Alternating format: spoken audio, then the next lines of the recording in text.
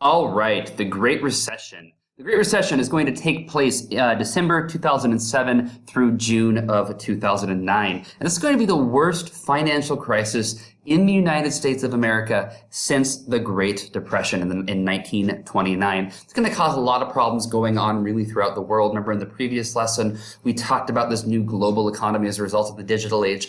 So when one country is going to falter, it's going to cause a lot of other countries to falter. And that's exactly what is going to happen here in the Great Recession. Now, what's going to happen? It's going to be caused by the subprime mortgage crisis. Now, this is a lot of words, and you might be confused on kind of what they mean. I'm going to lay them out to you right here. A subprime mortgage, or the mortgage crisis. Okay, a mortgage simply is a loan that allows someone to buy a house. So most people don't have the amount of cash lying around to simply go and buy a house in cash. Okay, that's very, very rare. So what they do is they need to go to a bank and take out a mortgage. Now, the mortgage traditionally goes in either a 30-year or a 15-year mortgage. You're going to have to pay this money back within 30 years or within 15 years on interest. Now, to get approved for a mortgage, you got to have a good credit rating. Now, a credit rating or credit score is simply something that banks could use to look at and see what is the probability that this person is actually going to be able to pay off this loan they got. Because if they're giving you a loan and you can't pay it off, that financial loss is going to come back and hurt the bank. So you're going to lose your house if this happens, and it's going to hurt the bank. So the bank really doesn't have a lot of incentive to loan to people if they don't have a good credit score, okay? So they got to look at this mortgage. You're going to take out a mortgage to buy a house. Now, traditionally, what's going to happen, we're going to have the banks lending out subprime mortgages, okay? Now, a subprime mortgage is issued to borrowers with low credit ratings. So they got a low credit score, meaning they have a high risk of default on their loan, meaning they can't pay this loan back. Traditionally, these are kind of people that would not be able to get a loan. But the banks are going to start to really give out subprime mortgages. They're going to give out a lot of subprime mortgages to individuals at this time.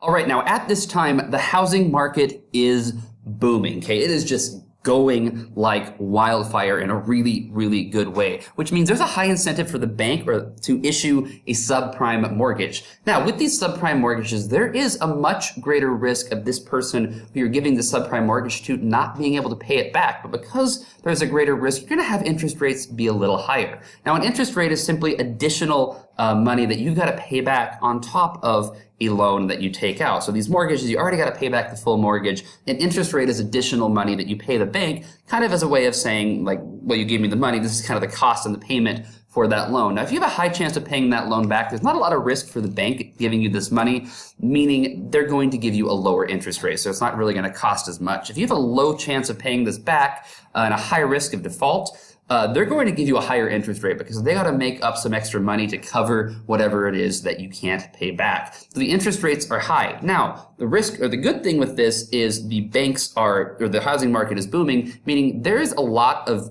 possibility that the banks could make a lot of money off of doing this. Okay, people coming in with subprime mortgages, getting high interest rates, and then actually having their houses increase in value, meaning they're making money and they can match all these rates right back here. They can pay back their subprime mortgage, and the bank is making a ton of money off of these high interest rates. Now, this is only going to happen though if the housing market continues to boom. Okay, if the housing values continue to increase, this will be good for the banks. And that's consistently been happening for a long period of time. So as a result of this, banks have a high degree of confidence in these subprime mortgages. And they're willing to take out or to invest in more subprime mortgages. Then in 2007, the housing bubble burst, okay? In this time period, anything in economics where something seems too good to be true, it pretty much is. So this housing market just kept getting better and better and better and better. It was increasing in value more than they were actually worth, which is called a bubble. And then in 2007, this bubble burst, okay? And all of a sudden, the demand for homes is going to go way down. And as a result of this, the prices of homes are going to go down. So people that previously bought a house for a large amount of money are now not going to be able to sell it for that same amount of money. Now, if you've got a lot of money in savings already, this is going to stink, but it's not going to be as big of a deal as it is if you took out a subprime mortgage. So you got a high interest rate, you can't pay it back. This is really not looking good. So people are going to go and have really be unable to pay back their mortgages. So what's going to happen then is the bank who issued that loan now owns that property. Okay, so the bank is going to foreclose on the house. And a foreclosure is simply when the bank takes back takes back that house, but at this time the house is going to be worth less money. So the bank does now own that house, which they've purchased off of that loan. However, they're going to be losing money as a result of this. And this is going to cause a number of banks to fail. Bad things are happening. The banks are losing a ton of money. And as a result of this, the rest of the economy is going to kind of start to crumble underneath this. The financial loss is going to mean less spending. If people don't have a lot of money going around, they're not going to be going and spending different money on goods they don't necessarily need. Okay, so you might not go out to eat for dinner every single Friday if you previously did that when you had a lot of money, because you don't know how much longer this money is going to be around for. You're going to rather spend it on necessities like potatoes and bread and coffee. You're not going to be spending it to go like roller skating or bowling, because you don't know how much money that's going to have. Which means the people who are making their income in those other industries are now losing money. And this is just very, very bad for the economy. And it's kind of a chain of command. It just keeps on going, one thing after another, a domino sort of effect.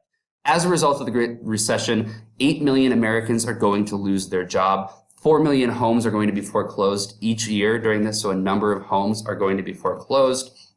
2.5 million businesses are going to be closing, okay, and a lot of these people are kind of intertwined between a number of these. There were a number of individuals who lost their job, and as a result of losing their job, they can't pay back their mortgage, they're going to lose their home. If you work in a business that closes, you're going to lose your job, which means you might have to foreclose on your home. Very, very problematic. And banks are eventually going to be bailed out by the government. Now, the government learned a lot during the Great Depression in 1929. They realized that if you put some money into the banks, okay, this is going to keep things from getting worse. So the government is what they're going to do is they're going to do a stimulus package is what it's called, where they simply start taking a bunch of money, a bailout into the banks, and they're going to keep the banks so they can basically stay above ground, keep loaning money, and keep things from getting even worse. That, my friends, is the Great Recession. If you got any questions on this, stay tuned. In the next video, I'm going to be explaining exactly how to go with some pictures. See you later.